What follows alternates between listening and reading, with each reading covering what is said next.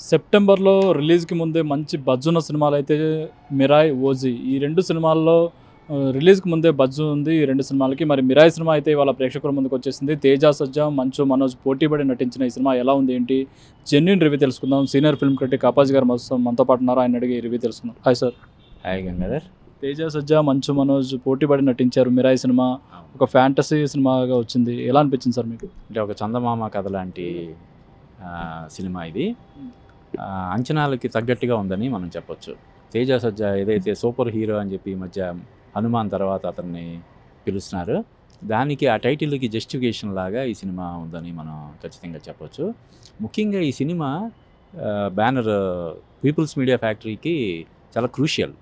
ధమాకా తర్వాత వాళ్ళు తీసిన సినిమాలు ఏవి కూడా హిట్స్ లేవు. అటువంటిది ఈ సినిమా వాళ్ళకి ఒక మంచి హిట్ సినిమాగా, ముఖ్యంగా ఏంటంటే ఈ సినిమాతో ఎన్ని కోట్లు వస్తాయన్నది పక్కన పెడితే ఒక సినిమా విజయం సాధించడం అనేది వాళ్ళకి సైకలాజికల్గా చాలా మంచి ధీమా ఇస్తుంది. సో ఆ విధంగా ఈ సినిమా చాలా క్రూషియల్. తేజ సజ్జాకి ఎలాగో హనుమాన్ తర్వాత అతను చాలా ఆఫర్లు వచ్చినా కూడా సినిమాలు చేయకుండా ఈ సినిమా చేయడం అనేది బాగా అతనికి వర్కౌట్ అవుతుంది.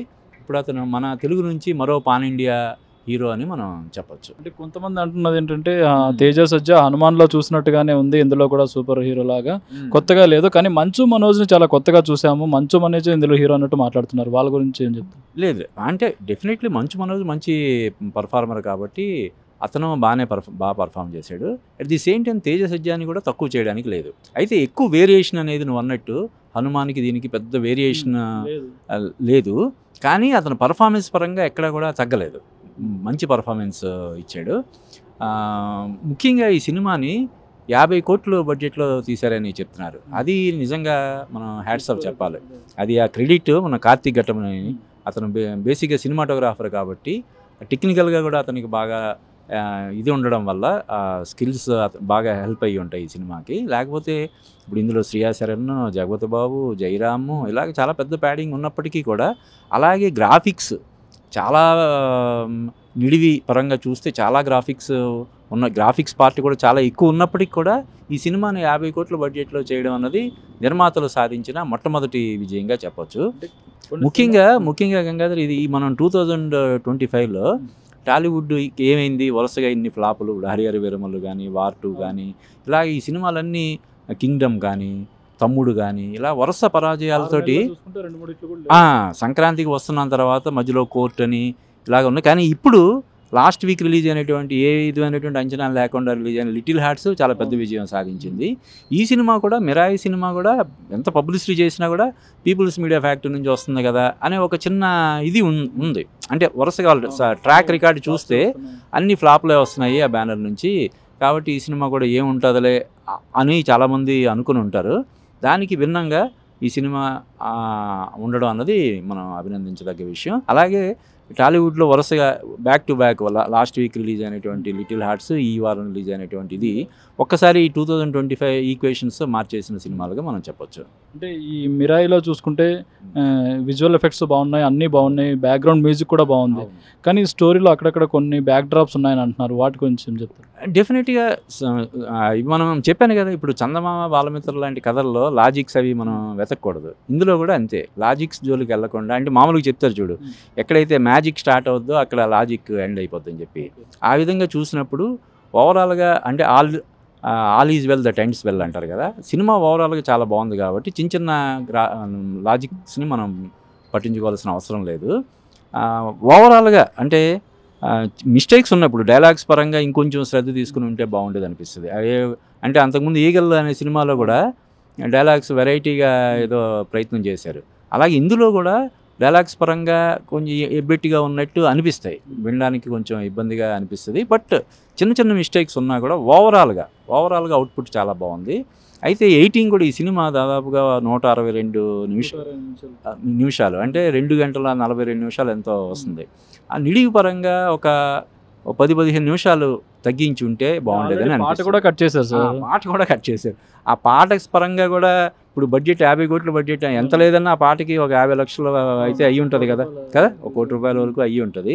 ఆ విధంగా కూడా వీళ్ళు ముందే శ్రద్ధ తీసుకుంటే అది కూడా మిగిలి ఉండేది. ఉన్నాయి చిన్న మిస్టేక్స్ అయితే ఉన్నాయి, కానీ ఎక్కువ ప్లస్ పాయింట్లు ఉండడం వల్ల చిన్న చిన్న మైనస్ పాయింట్ని పెద్దగా మనం పట్టించుకోవాల్సిన అవసరం లేదు. ముఖ్యంగా నేను ఇందాక చూసా, ఇండస్ట్రీ నుంచి అద్భుతమైనటువంటి ఫీడ్బ్యాక్ వస్తుంది. రామ్ గోపాలవరం కానీ ఇలా చాలామంది ఈ సినిమాని ట్వీట్ చేస్తూ అభినందిస్తూ చేస్తుండడం అనేది మనం పాజిటివ్గా చూడాలి. అంటే డివోషనల్ టచ్ ఉండడం, అలాగే కొత్త ప్రపంచాన్ని సృష్టించడం, ఇవే ఇప్పుడు సక్సెస్ ఫార్ములా అనుకోవచ్చు. ప్రస్తుతం అయితే ఆ ట్రెండ్ నడుస్తుందని చెప్పొచ్చు. అంతకుముందు హనుమాన్ కూడా ఇది ట్రెండ్లో ఇదయ్యింది. అంతకుముందు కార్తికేయ సినిమాలో కూడా, కార్తికేయ 2 సినిమాలో కూడా వీళ్ళు వన్ ఆఫ్ ది పార్ట్నర్స్ అనుకుంటా, పీపుల్స్ మీడియా ఫ్యాక్టరీ. ఆ సినిమా విజయం సాధించింది. ఇప్పుడు ఈ సినిమా కూడా ఖచ్చితంగా మన తెలుగు సినిమాకి ఒక గౌరవాన్ని సంపాదించే సినిమాగా దీన్ని మనం చెప్పొచ్చు. నార్త్ ఇండియాలో కూడా ఇది మంచి వసూళ్ళు సాధిస్తుందని చెప్పి నేను భావిస్తున్నాను. చూడాలి. ఇంకోటి మిరాయి క్లైమాక్స్ విషయానికి వస్తే, క్లైమాక్స్ కొంచెం ఆశాజనకంగా లేదు. ఎందుకంటే వాళ్ళిద్దరికి తేజ సజ్జాకి అటు మంచు మనోజ్కి మధ్య ఇంకొంచెం ఫైట్స్ ఉండుంటే బాగుండేది అని చాలామంది అన్నారు. దాని గురించి అవును, అంటే నువ్వు అన్నట్టు డెఫినెట్గా ఇది divine power versus evil power అన్నది అక్కడ లాస్ట్లో ఇంకా ఎఫెక్టివ్గా ఉంటే బాగుండేది. కానీ మనం మరి బడ్జెట్ రెస్ట్రిక్షన్స్ కూడా మనం చూసుకోవాలి కదా. ఇప్పుడు 50 కోట్ల పరిమితి బడ్జెట్లో తీసిన సినిమాగా మనం ఇందాక అభినందించాం కాబట్టి ఆ విషయంలో మళ్ళీ అక్కడ ఇది చేస్తే డెఫినెట్గా బడ్జెట్ పెరిగే ప్రమాదం ఉంటుంది కాబట్టి ఆ విషయంలో కొంత కాంప్రమైజ్ అయ్యి ఉంటారు. బట్ దీనికి సీక్వెల్ కూడా ఉంది, అందులో దగ్గుబాటి రానా యాక్ట్ చేస్తున్నాడు అన్న విషయాన్ని వాళ్ళు సర్ప్రైజ్ లాగా పెట్టడం వల్ల ఏదైతే క్లైమాక్స్లో చిన్న అసంతృప్తికి లోనయ్యే ఇది ఉందో అది పోద్దని చెప్పి నేను అనుకుంటున్నాను. చాలా మంది టైటిల్స్ ఎప్పుడైతే పడగానే సినిమా అయిపోయిందని బయటకు వచ్చేస్తున్నారు. చాలా మంది రానా ఉన్నాడనే విషయం చాలా మంది బయటకు వచ్చిన 90% మందికి తెలియదు. అది మైనస్ అనుకోవచ్చు టైటిల్ తర్వాత పెట్టడం. అంటే అదే చిన్న సర్ప్రైజ్ ఫ్యాక్టర్ లాగా ఇచ్చారు. అంటే పూర్తిగా వెళ్ళిపోయి టైటిల్స్ ఎండ్ అవుతుండగానే ఇది స్టార్ట్ అవుతుంది. టక్కన నేను కూడా సీట్లో నుంచి ఇంక అయిపోయిందని చెప్పి వెళ్ళిపోతుండగా మళ్ళీ నేనేమనుకున్నానంటే ఆ వైబ్స్ పాట మిస్ అయింది కదా, ఆ వైబ్స్ పాటతోటి ఏమైనా ఎండ్ చేస్తారేమో అనుకున్నా. ఆ వైబ్స్ పాట బదులు ఈ రానాతో ఉన్న సీన్ ఒకటి ఉంది, అది చాలా ఎఫెక్టివ్గా ఉంది. దానివల్ల అంటే ఇప్పుడు కూడా అంతకుముందు కల్కిలో కూడా మనం చూసాం క్లైమాక్స్ ఎఫెక్టివ్గా ఉండడం అనేది చాలా ఇంపార్టెంట్.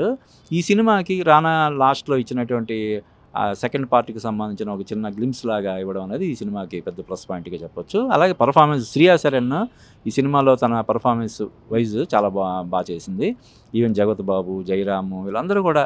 కాకపోతే ఇప్పుడు గెటప్ సీను తర్వాత మన ఇద్దరు డైరెక్టర్స్ ఉన్నారు ఇందులో, కిషోర్ తిరుమల, వెంకటేష్ మహా, అవి అవాయిడ్ చేయదగ్గ సీన్ లాగా అనిపిస్తుంది. ఇప్పుడు అతనిలో ఒక డివైన్ పవర్ ఉందన్న విషయాన్ని స్వయంగా చూసిన తర్వాత కూడా అతన్ని అరెస్ట్ చేయాలని చెప్పి వెంటబడడం అది కొంచెం ఇదిగా అనిపిస్తుంది. బట్ అది కామిక్గా ఏమైనా వర్కౌట్ అవుద్దేమో అని అనుకుని ఉంటారు. బట్ నాకు తెలిసి అది కొన్ని సీన్లు ఎవరైనా ఎంజాయ్ చేస్తే చెయ్యొచ్చు. బట్ చిన్న మిస్టేక్స్ అయితే చిన్నవి ఉన్నాయి.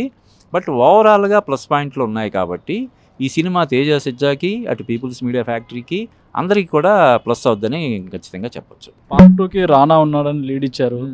మరి రానాని ఎదుర్కోవాలంటే దానికి తగ్గ కట్అవుట్ ప్రభాస్ వాయిస్ ఓవర్ ఎలాగో ఇచ్చారు కాబట్టి ఆయన ఉంటాడని అంటున్నారు. అది ఎంతవరకు నిజం అవ్వచ్చు అంటే మనం చెప్పలేము. నాకు తెలిసి తేజ సజ్జా ఉండే అవకాశం ఉంటుంది. ఎందుకంటే అతను back to back Hanuman, Mirai తోటి ఇందాక మనం చెప్పినట్టు పాన్ ఇండియా హీరో అయ్యాడు. అతను కూడా వచ్చిన క్రేజ్ని ఇమీడియట్గా క్యాష్ చేసుకొని గబగబా 4 సినిమాలు చేసి డబ్బులు సంపాదించుకోవాలని ఇందులో అతను లేడు కాబట్టి డెఫినెట్గా అతను మంచి ప్రాజెక్ట్ కోసమే నెక్స్ట్ కూడా వెయిట్ చేస్తాడు కాబట్టి తేజ సజ్జా ఉండే అవకాశం ఉంటుందని మనం భావించవచ్చు. కానీ అంటే నువ్వు అన్నట్టు రానా బాహుబలిలో విలన్గా చేసినటువంటి రానాకి తేజ సజ్జా అంటే కొంచెం ఇతను బాగా కష్టపడాల్సి ఉంటుంది. చూడాలి అది ఎవరు ఉంటారు ఏంటన్నది చూడాలి. ఓవరాల్గా మిరాయి రివ్యూ మీరు ఎంత రేటింగ్ ఇస్తారండి సార్? నేను 3.5/5 ఇస్తాను గంగాధర్.